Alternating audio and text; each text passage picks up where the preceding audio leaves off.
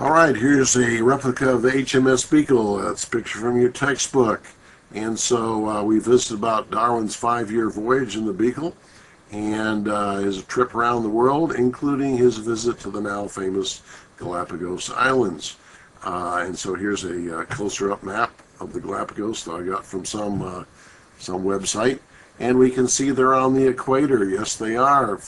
And they're 600 miles out to sea west of the coast of South America. Fact is, they belong to the South American country whose name sort of sounds like equator. Gee, that'd be what?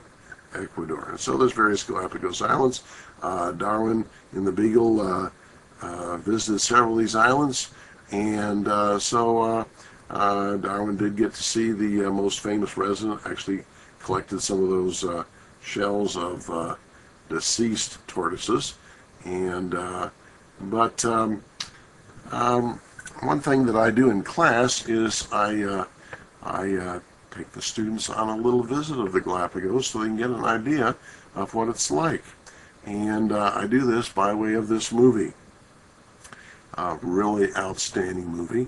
It's a warship. The time frame is about 20 or 30 years before Darwin's visit to the Galapagos. But this ship, this warship, through the sequence of activities in the movie, ends up at the Galapagos.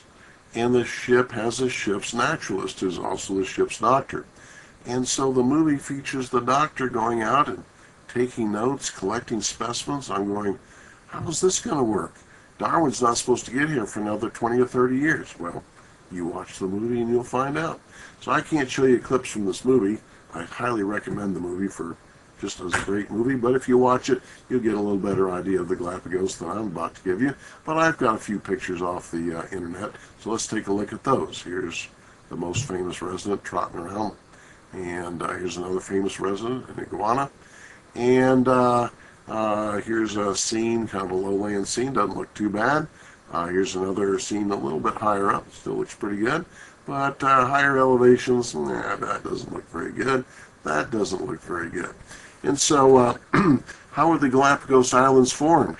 Well, I think they were formed the same way. In fact, as I know, they were formed exactly the same way as I believe 100% of the Pacific Islands were formed, and that is how? That is by volcanoes.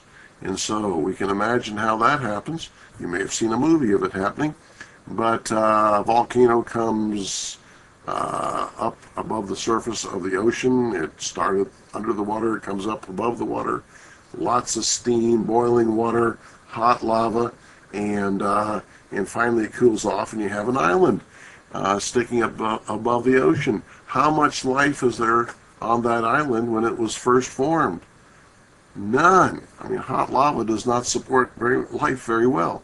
And so now there's life on virtually every island in the Pacific. And one thing that interests some biologists is how it got there. And so, well, there's really only two choices. It either floats or it flies there, right? Blows in the breezes, something. And so a lot of things are fairly easy to figure out. For example, coconuts. Coconuts fall in the ocean on one island, get washed out. They float across the ocean, roll up on another shore, germinate, so you have coconut trees. Other things are a little harder to figure out. One thing that Darwin collected when he was on the Galapagos were finches. They're now called Darwin's finches, for reasons we'll see later. But he collected finches, and how do you collect finches? Not in a way that's very pleasant for the finch. Shotgun, ba-booms. Finch comes down. Darwin knew how to preserve the finches, and so he arrived back in England with a bunch of finches. But let's think for a second how finches got to the Galapagos. How would finches get to the Galapagos? Well, they flew there, but Galapagos is a long ways out to sea. Now, these finches on the Galapagos resembled South American mainland finches, but we're 600 miles out to sea. Are finches a strong bird that are just going to go joy flying hundreds of miles out across the ocean? I don't think so. So we can imagine what? We can imagine a storm that blew at least one papa and one mama finch out to sea, and they're flailing and flapping around trying to keep from being washed into the ocean, and mama finch is getting extremely upset with papa finch because he won't stop and ask directions. But finally mama finch, she sees an island, and she says to Papa, "Hey, Buster, I'm tired. I don't know about you, I'm going down there." And so, at least one mama and one Papa Finch landed in the Galapagos, set up shop, and started making babies. And by the time, there's another picture of a finch from your textbook, finch from the Galapagos. By the time Darwin arrived at the Galapagos, there was lots of finches on quite a few of the islands, and Darwin collected those finches. When he got back to England, he turned the finches over to and other bird specimens over to the bird expert at the British Museum of Natural History.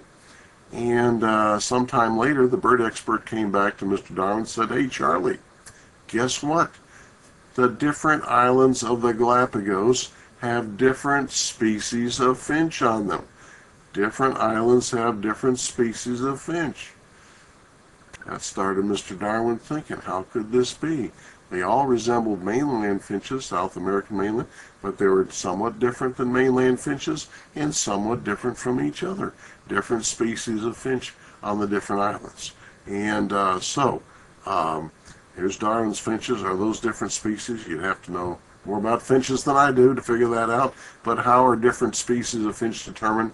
A number of ways, one of which is beak depth. We'll talk a little bit more about beak depth. But all this got Mr. Darwin thinking and taking notes and thinking about all this. And as time went on, as you know, he came up with the concept of natural selection to explain the different species of finch on the different islands of the Galapagos.